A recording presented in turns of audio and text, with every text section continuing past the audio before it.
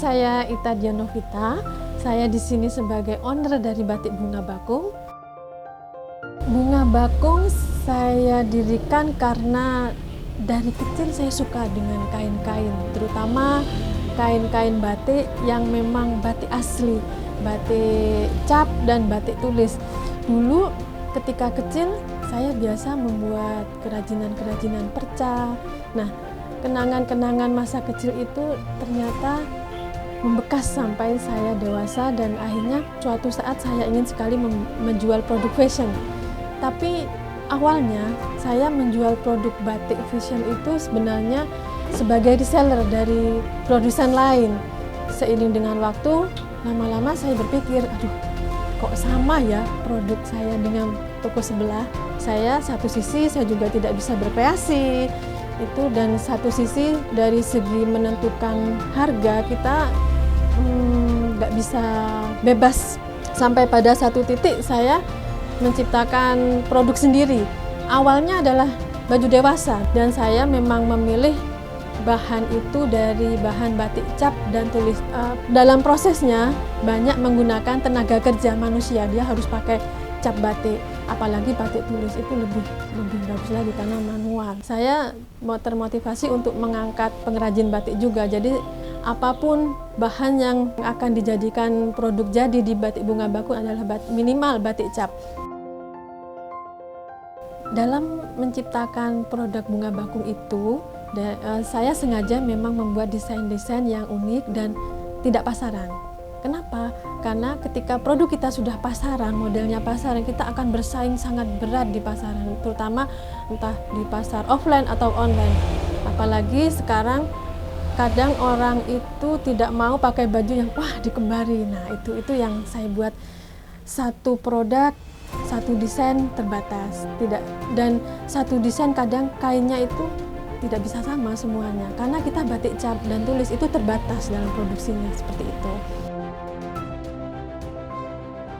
Saya mengawali bisnis Batik Bunga Bakung itu dengan penjualan online.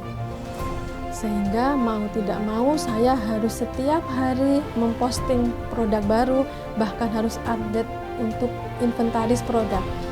Ketika satu produk itu laku di Tokopedia, otomatis saya harus update stok lagi di Shopee. Nah, itu capeknya minta ampun, tiap hari saya harus seperti itu.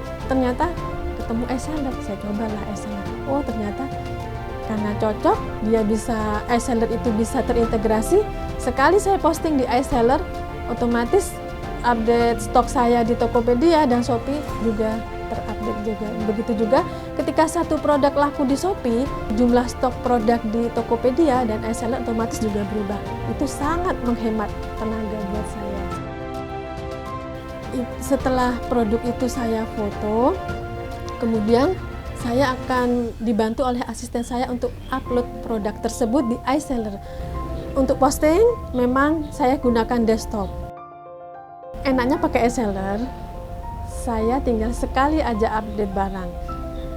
Satu barang saya posting, fotonya, detail produknya, ukuran, harga, dan jumlah stok itu di e-seller. Otomatis nanti akan terintegrasi juga ke e-commerce lain yang saya gunakan, misalnya Tokopedia atau Shopee.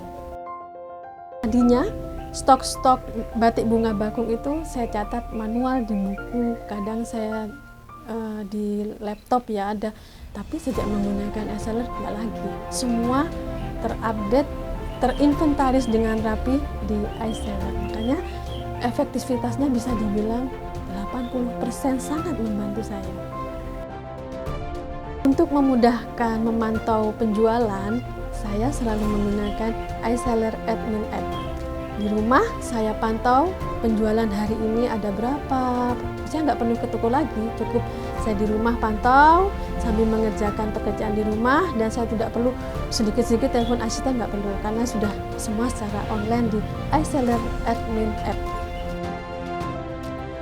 Batik Bunga Bakung sudah pakai e-seller. Kamu kapan?